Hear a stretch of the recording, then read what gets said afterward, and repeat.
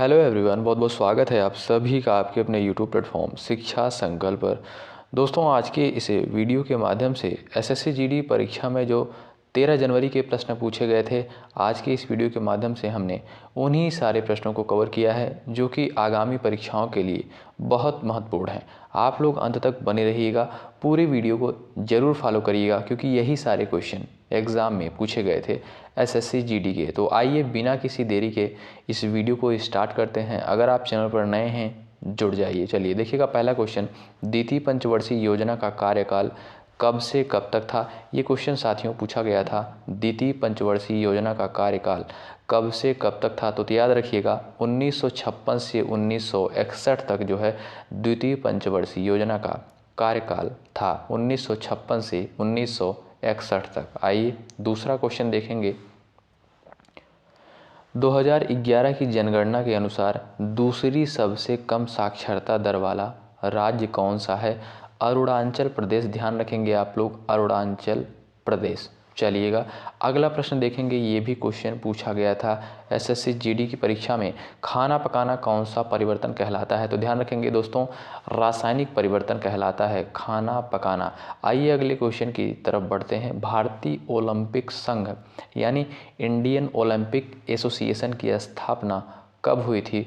1927 में भारतीय ओलंपिक संघ की यानी इंडियन ओलंपिक एसोसिएशन की स्थापना हुई थी 1927 में। अगर आपसे पूछा जाए शुंग वंश के संस्थापक कौन हैं, पुष्यमित्र शुंग, यानी शुंग वंश के संस्थापक जो हैं पुष्यमित्र शुंग। चलिएगा अगला प्रश्न देखेंगे। सुप्रीम कोर्ट की स्थापना कब हुई। इंपॉर्टेंट प्रश्न है, ध्यान रखेंगे।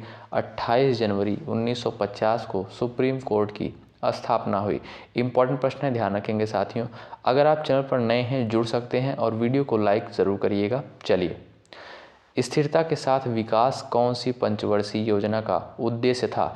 स्थिरता के साथ विकास कौन सी पंचवर्षीय योजना का उद्देश्य था। तो ध्यान रखेंगे चौथी पंचवर्षीय योजना का उद्देश्य जो था, पहला उद्देश्य क्या था, स्थिरता के साथ विकास, और दूसरा उद्देश्य था आत्मनिर्भरता की स्थिति प्राप्त करना। यानी जो है आपका स्थिरता के साथ विकास कौन सी पंचवर्षीय योजना का उद्देश्य था। तो चौथी पंचवर्षीय योजना का उद्देश्य था, आप लोग ध्यान रखेंगे। चलिए, भोपाल झील या भोजताल का निर्माण किस शताब्दी में हुआ था। याद रखेंगे 11वीं सदी में हुआ था और इसे जो है सबसे बड़ी कृत्रिम झील भी कहा जाता है। 11वीं सदी में इसका निर्माण हुआ था, ध्यान रखेंगे आप लोग। चलिए अगला प्रश्न देखेंगे। पीएम स्वनिधि योजना, पीएम स्वनिधि योजना क्या है। तो ध्यान दीजिएगा, इस स्कीम के तहत सरकार स्ट्रीट वेंडर्स को 1 वर्ष के लिए 10,000 रुपये तक का लोन बिना किसी गारंटी के देती है। ध्यान रखेंगे आप लोग, पीएम स्वनिधि योजना। चलिएगा आइए, 2018 एशियन गेम्स का थीम क्या था। Energy of Asia, energy of Asia. 2018 Asian games का जो थीम था एनर्जी ऑफ एशिया। चलिए, कौन सा अभिनेता 2022 में पश्चिम बंगाल से एमपी बना है। याद रखेंगे आप लोग, शत्रुघ्न सिन्हा। यानी कौन से अभिनेता 2022 में पश्चिम बंगाल से एमपी बने हैं, शत्रुघ्न सिन्हा। ध्यान रखेंगे आप लोग। चलिएगा साथियों, ये सारे क्वेश्चन आगामी परीक्षाओं के लिए बहुत ही महत्वपूर्ण होंगे, तो आप लोग जरूर कवर करें। मौर्य वंश का संस्थापक, मौर्य वंश का अंतिम शासक कौन था। याद रखेंगे बृहद्रथ को माना जाता है मौर्य वंश का अंतिम शासक। चलिएगा अगला प्रश्न देखेंगे। भारतीय संविधान में संघवाद किस देश से लिया गया है। कनाडा से। याद रखेंगे आप लोग, भारतीय संविधान में संघवाद जो है कनाडा के संविधान से अर्जित किया गया है। सोडियम को किस में रखा जाता है। सोडियम धातु को कैरोसिन में संग्रहित किया जाता है। सोडियम धातु को जो है कैरोसिन में संग्रहित किया जाता है। चलिएगा, सीबीएसई के अध्यक्ष कौन है। इंपॉर्टेंट प्रश्न है, आप लोग याद रखेंगे। निधि छिब्बर को जो है सीबीएसई का अध्यक्ष जो है निधि छिब्बर जी हैं, ध्यान रखेंगे आप लोग। चलिए, न्यायपालिका किस देश के संविधान से लिया गया है। इंपॉर्टेंट प्रश्न है, ध्यान रखेंगे। न्यायपालिका किस देश के संविधान से लिया गया है। तो यूएसए यानी अमेरिका के संविधान से न्यायपालिका लिया गया है। चलिए, बस्तर विद्रोह कब हुआ था। 1910 में। चलिए अगला प्रश्न देखेंगे। ईडन गार्डन स्टेडियम कहाँ पर स्थित है? कोलकाता में ईडन गार्डन स्टेडियम स्थित है। साथियों, अगर आप चैनल पर नए हैं जुड़ जाइए और फटाफट चैनल से जुड़िए, आप लोग सब्सक्राइब करिए और बेल आइकन को प्रेस करें, जिससे हमारी आने वाली वीडियोज आप सभी तक पहुंच सकें। कुद नृत्य सबसे लोकप्रिय लोक नृत्य कहाँ का है? बताएंगे आप लोग। कुद नृत्य जो है सबसे लोकप्रिय नृत्य किस राज्य का है? जम्मू कश्मीर का। ध्यान रखेंगे आप लोग, जम्मू कश्मीर का। ठीक है, चलिए। भारत में माइक्रो फाइनेंस को कौन नियंत्रित करता है? भारतीय रिजर्व बैंक आरबीआई जो है भारत के माइक्रो फाइनेंस को नियंत्रित करता है RBI, reserve bank of India. चलिए, हरित क्रांति सर्वप्रथम किस देश में प्रारंभ हुई? मैक्सिको। चलिएगा अगला प्रश्न देखेंगे।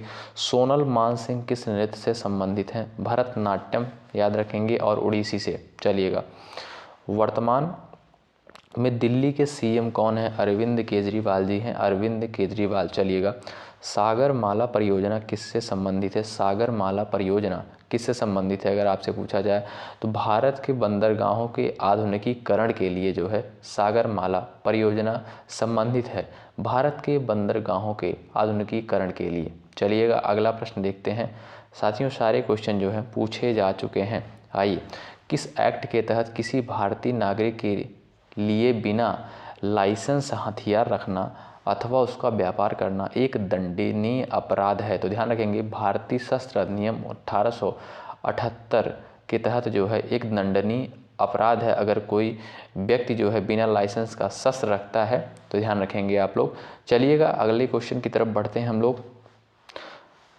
देखेंगे, अराकान योमा पर्वत कहाँ स्थित है? म्यांमार में। चलिएगा, दुनिया की सबसे बड़ी लैंड लॉक कंट्री कौन सी है? कजाकिस्तान, याद रखेंगे, कजाकिस्तान दुनिया की सबसे बड़ी लैंड लॉक कंट्री है। चलिएगा, कजाकिस्तान में कौन सा खनिज पर्याप्त मात्रा में उपस्थित है? यूरेनियम, ध्यान रखेंगे आप लोग, यूरेनियम। चलिए, भाभा परमाणु अनुसंधान केंद्र कहाँ स्थित है? मुंबई में, याद रखेंगे। आइएगा अगला क्वेश्चन देखेंगे। वायुसेना दिवस किस तिथि को मनाया जाता है? 8 अक्टूबर को एयरफोर्स दिवस, यानी वायुसेना दिवस जो है अगर आपसे पूछा जाए तो 8 अक्टूबर को वायुसेना दिवस मनाया जाता है। अगले प्रश्न की तरफ बढ़ते हैं साथियों। भारत के पहले chief of the defence staff कौन है? बिपिन रावत जी। चलिए, राष्ट्रीय विज्ञान दिवस, ये भी क्वेश्चन देखिए पूछा गया था। राष्ट्रीय विज्ञान दिवस 28 फरवरी को मनाया जाता है। इम्पॉर्टेंट प्रश्न है, कई परीक्षाओं में ये क्वेश्चन पूछा जा चुका है। लंदन किस नदी के किनारे स्थित है? टेम्स नदी के किनारे, ध्यान रखेंगे आप लोग। चलिए अगला प्रश्न देखिए। रूर क्षेत्र किस देश में स्थित है? रूर क्षेत्र किस देश में स्थित है? जर्मनी में, याद रखिएगा, जर्मनी में। चलिएगा, WHO और WTO का मुख्यालय कहाँ स्थित है? जिनेवा में, याद रखेंगे आप लोग, जिनेवा में जो है WTO और WHO का मुख्यालय स्थित है। World Health Organization, World Trade Organization. चलिएगा अगला प्रश्न देखेंगे, ध्यान रखेंगे। भीतरकनिका राष्ट्रीय उद्यान कहाँ स्थित है? उड़ीसा में, भीतरकनिका राष्ट्रीय उद्यान स्थित है। चलिए, धनुजा यात्रा पर्व किस राज्य में मनाया जाता है? उड़ीसा में। धनुयात्रा पर्व जो है उड़ीसा में मनाया जाता है। सम्राट अशोक ने किस युद्ध के बाद धम्मचक्र की नीति अपनाई थी? कलिंग युद्ध के बाद। अच्छा, कलिंग युद्ध कब हुआ था आप लोग बताएंगे कमेंट बॉक्स में।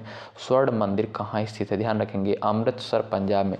तो साथियों, इस वीडियो के माध्यम से हमने SSC GD की परीक्षा में जो 13 जनवरी को क्वेश्चन पूछे गए थे, हमने उन्हीं सारे प्रश्नों को इस वीडियो के माध्यम से कवर किया था। यानी सभी पालियों में जो 13 जनवरी को प्रश्न पूछे गए थे, हमने उन्हीं सारे प्रश्नों को इस वीडियो के माध्यम से डिस्कस करने का प्रयास किया था, जो कि आगामी परीक्षाओं के लिए बहुत ही महत्वपूर्ण होंगे। तो आप लोग इस वीडियो को 1 से 2 बार ज़रूर देखें और अपने दोस्तों के पास भी शेयर करें।